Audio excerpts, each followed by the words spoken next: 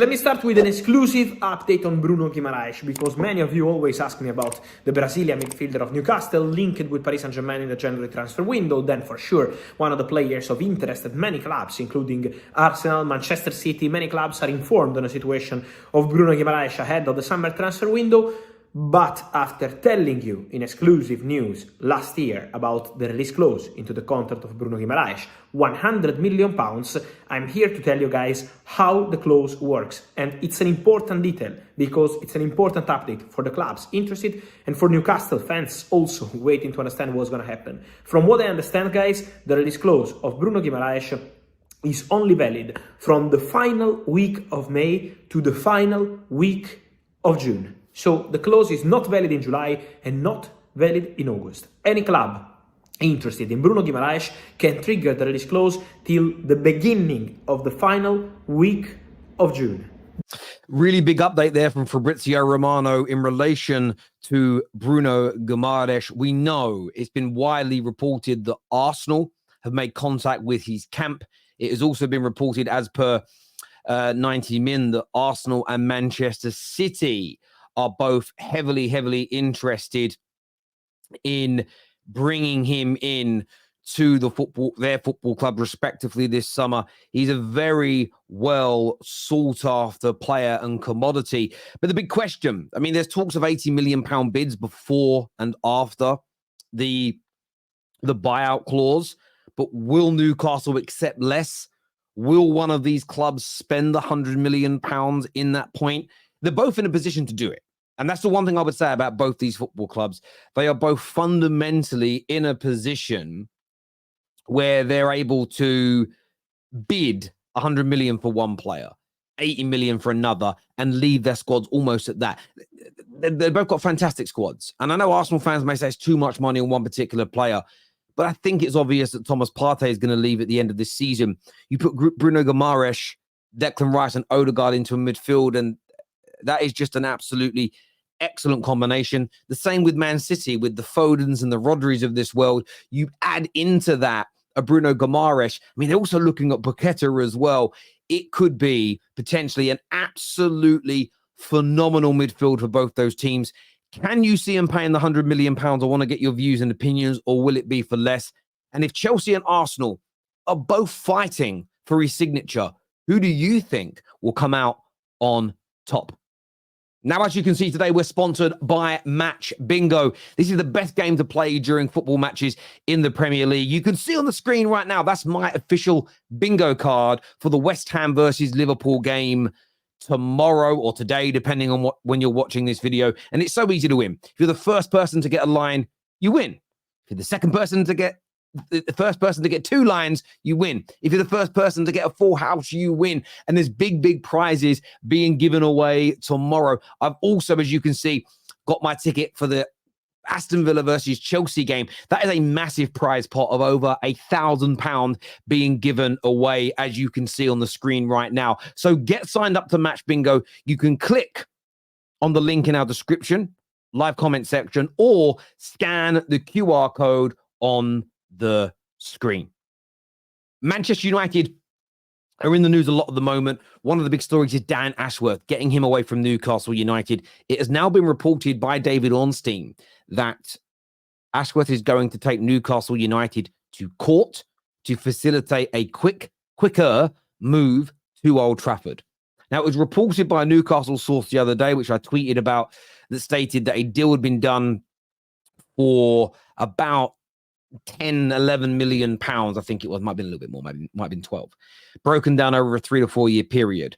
I was then told by a few journalists, Terry, this report isn't correct. They've jumped the gun a little bit. There's still some legal matters to resolve, which ties in well to this story. My personal feeling is I don't know if it will go to court. I know it's set to go to court, but I don't know if it will. I think maybe, just maybe, they'll settle before it goes that far. Newcastle driving a hard bargain, but it does go to show how good he is, that Newcastle United are so reluctant for him to join a rival. That, for me personally, is a really positive sign about the quality of Dan Ashworth and what Manchester United need moving forward, especially with so many decisions ahead. And one of the big decisions ahead is what to do with Marcus Rashford. I was told by a journalist last week that United are open to selling him for the right price. The Mirror is now reporting the same story as well. And on top of this, which is so interesting, which is so revealing, is that Arsenal fans are now opening up their eyes and saying, well, what could we do with him? Not all Arsenal fans, but some Arsenal fans. How good, and I want to pose this to you, the football terrorist community, how good would Rashford be at Arsenal? Man United fans that want him gone, do you think he'll cook elsewhere? Could we regret letting him go? I'm someone that's very open to Rashford leaving. I believe that as much as we need to get rid of players that are not good enough, and some of you don't think Rashford's good enough, and that's a different debate for another day. I'm giving you my opinion here. I also think there needs to be a sacrificial lamb or two. Players that maybe are good enough that need to go because they're so associated and drenched in the stench of our failure of the last 10 years. And that isn't personal towards that player. But you know what I'm not convinced about is that Rashford's going to leave and be a bum. I truly believe if Rashford was to join an Arsenal, a Newcastle, a Barcelona, a Bayern Munich, I believe he'll cook. I believe Rashford's going to do so well leaving Man United that you will, if we don't improve as a football club, there will be stories circulating, debates happening in spaces saying, well, why did we let him go? I'm prepared for that because sometimes you need to cut a part of yourself off to grow. But there are some Man United fans that want him out that will be the same people kicking off if and when he goes elsewhere and delivers. And I want to ask the Gooners, because it's trending on socials, would you take Rashford at Arsenal? In terms of replacements for him, look, 90 Minute reporting that Michael Olise would be open to a summer transfer to Man United. Look, I'm intrigued about what we're going to do as a football club in the summer. Lots of players tipped to leave. We're linked to many individuals. Olise is a really talented, a very, very talented individual that I personally really like. I like Olise. I think there's so much talent in him. I think he's an individual that I think as a football club,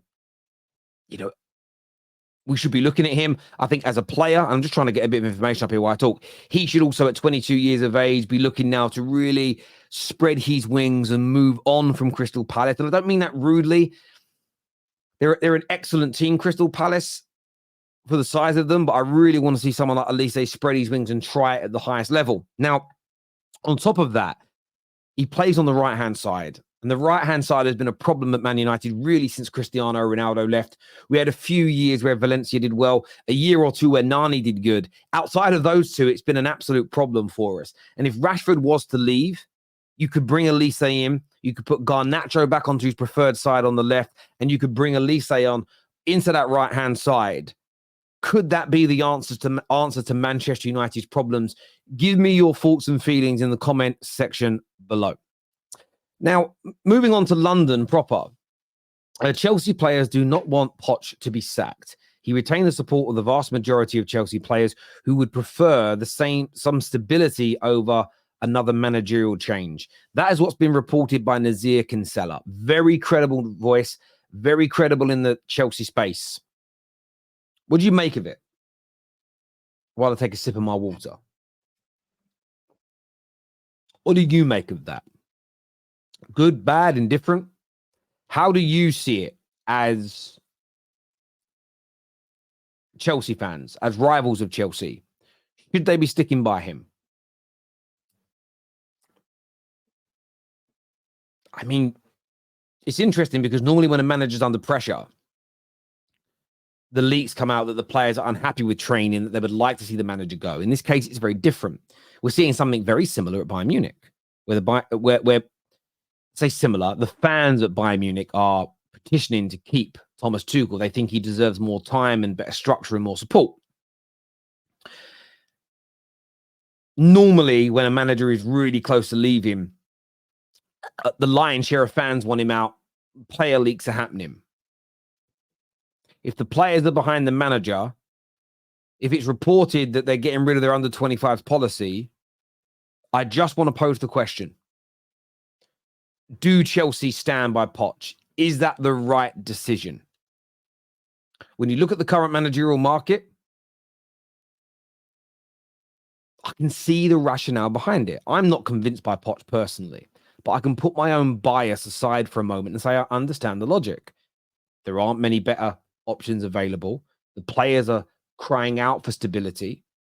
They have briefed the media that they will drop their under 25s policy and buy some more experience and higher quality players. They're going to clear out some of the deadwood this summer. So as much as I think that Poch should go personally, I can understand the logic of doing this. Doesn't mean I agree with it, but I understand the logic. And I'm going to be very unbiased when it comes to this. And I really just want to gauge the opinions of Chelsea fans and rivals surrounding this story. So let us know in the comment section below. Remember, as I said earlier, we're sponsored today by Match Bingo. Go and check out the game. It is phenomenal. I love it. I like having a little flutter on a game. But what I like about this is you buy a bingo card and you just wait for the results to come in, as opposed to trying to work out what the score's going to be, who's scoring next, who do I think is going to win. It can be quite stressful. Match Bingo, it's nice and relaxed, and it's just a little bit of potluck fun. It's cheap. There's a nice amount of money to win, and a lot of the proceeds go to a charity of your choice as well, which is amazing. So you're giving back at the same time. Listen, people, take care. Goodbye. God bless. And I'll see you all again soon. Peace.